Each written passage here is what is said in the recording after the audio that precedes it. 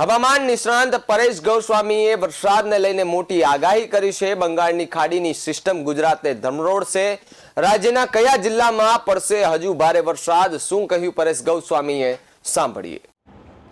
રાજ્યની અંદર 16 જુલાઈ 2024 થી જે વરસાદનો રાઉન્ડ ચાલુ છે, અત્યારે હેલીનો માહોલ છે અને આ વરસાદો છે એ 29 જુલાઈ 2024 સુધી કન્ટિન્યુ આપણે ચાલુ રહે તેવી શક્યતાઓ છે। આમ જોવા જઈએ તો રાજ્યના અમુક વિસ્તારોમાં વરસાદ થઈ ચૂક્યા છે અને અમુક વિસ્તારોમાં હજુ બાકી છે। જે વિસ્તારોમાં બાકી છે તેમાં પણ હવે સારા વરસાદોની શક્યતાઓ દેખાઈ રહી છે। ખાસ કરીને અરબી સમુદ્રની અંદર એક સિસ્ટમ બની હતી ને જેને કારણે અરબી સમુદ્ર તથા સૌરાષ્ટ્ર કચ્છ ઉપર એક સાયક્લોનિક સર્ક્યુલેશન બન્યું ને એ સર્ક્યુલેશનને કારણે કચ્છની અંદર પણ સારા વરસાદો નોંધાય અને સૌરાષ્ટ્રના અનેક વિસ્તારોની અંદર અતિવૃષ્ટિ જેવા 20 ઇંચ 25 ઇંચ આવા વરસાદો પણ થયા છે। સૌથી વધારે વરસાદ છે દેવભૂમિ, દ્વારકા, જામનગર, પોરબંદર, ગીર સોમનાથ, જૂનાગઢ અને અમરેલી જેવા વિસ્તારોની અંદર નોંધાયા છે, પણ હજુ પણ ઘણા વિસ્તારો છે વરસાદથી વંચિત છે। અત્યારે જે સાયક્લોનિક સર્ક્યુલેશન સૌરાષ્ટ્ર ઉપર સક્રિય હતું એ ધીમે ધીમે અરબ સાગરમાં પશ્ચિમ તરફ ખસી રહ્યું છે, એટલે હવે સૌરાષ્ટ્રની અંદર વરસાદની તીવ્રતામાં ગઈકાલથી જ ઘટાડો થયો છે। જો કે સૌરાષ્ટ્રની અંદર એકદમ વાતાવરણ ખુલ્લું થવાનું નથી। 24-25 જુલાઈ સુધી હજુ પણ વરસાદો ચાલુ રહેશે, પણ વરસાદની તીવ્રતા ઘટી જશે અને હવે ભારે વરસાદો હતા એની જગ્યાએ હવે હળવા મધ્યમ વરસાદો છે ચાલુ રહેશે।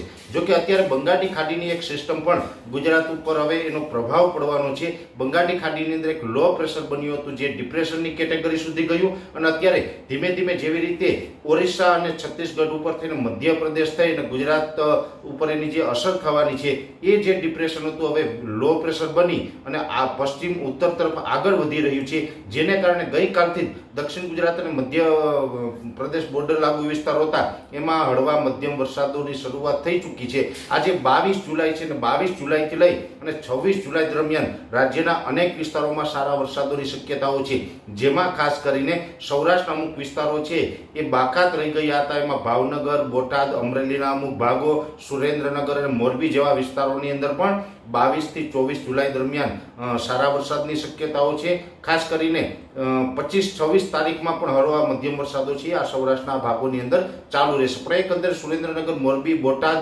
ભાવનગર અને અમરેલી જેવા વિસ્તારોની અંદર પણ સારા વરસાદો નોંધાશે। એ સાથે દક્ષિણ ગુજરાતના તમામ જિલ્લા જેની અંદર ભરૂચ, અંકલેશ્વર હોય, રાજપીપળા, સુરત, વલસાડ, વાપી, બારડોલી, બિલીમોરા, ડાંગ આ તમામ વિસ્તારોની અંદર પણ આવનારા 2 થી 3 દિવસ એટલે કે 22, 23 અને 24 તારીખ દરમિયાન સારા વરસાદો પડેની એક બે સ્પેલ છે એ ભારેથી અતિ ભારે થઈ જાય તેવી પણ શક્યતાઓ રહેલી છે। મધ્ય ગુજરાતના જે ભાગો છે જેની અંદર અમદાવાદ, ગાંધીનગર હોય, આણંદ, નડિયાદ, ખેડા જેવા વિસ્તારો છે, બરોડા છે અને એ સાથે મધ્યપ્રદેશ બોર્ડર લાગુ વિસ્તાર છે જેમાં મહીસાગર, દાહોદ, ગોધરા અને છોટાઉદેપુર આ તમામ વિસ્તારોની અંદર પણ આવનારા 3 દિવસ સુધી ભારે વરસાદ જોવા મળશે ને એક બે સ્પેલ છે એ અતિ ભારે પણ થઈ શકે છે। સૌરાષ્ટ્રના જે દ્વારકા, પોરબંદરની અંદર પરિસ્થિતિ જોવા મળી એવી પરિસ્થિતિ પણ મધ્ય ગુજરાતના એકલ દોકલ સેન્ટરની અંદર જોવા મળે તેવી શક્યતાઓ છે। ઉત્તર ગુજરાતના જે તમામ સેન્ટરો છે જેમાં અરવલ્લી હોય, સાબરકાંઠા, બનાસકાંઠા, પાટણ, મહેસાણા આ તમામ વિસ્તારોમાં પણ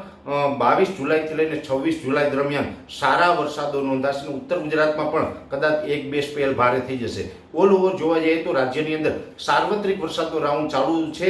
હવે જે 16 જુલાઈથી ચાલુ થયો છે એ આજે 22 જુલાઈ સુધીમાં અનેક વિસ્તારોની અંદર એ વરસાદનો લાભ મળ્યો છે અને હજી 22 થી 26 જુલાઈ સુધીમાં પણ રાજ્યના અનેક વિસ્તારોની અંદર વરસાદ થશે, જેમાં ખાસ કરીને અત્યારે આ બંગાળની ખાડી તરફથી જે સિસ્ટમ આવી છે આ સિસ્ટમનો લાભ મધ્ય ગુજરાત તથા ઉત્તર ગુજરાત અને ઉત્તર સૌરાષ્ટ્રના ભાગોને વધારે મળે તેવી શક્યતા અમે માની રહ્યા છે। એટલે આવનારા 4 થી 5 દિવસ સુધી હજી રાજ્યની અંદર વરસાદી માહોલ જોવા મળે તેવી પૂરી શક્યતા હાલ અમને દેખાઈ રહી છે।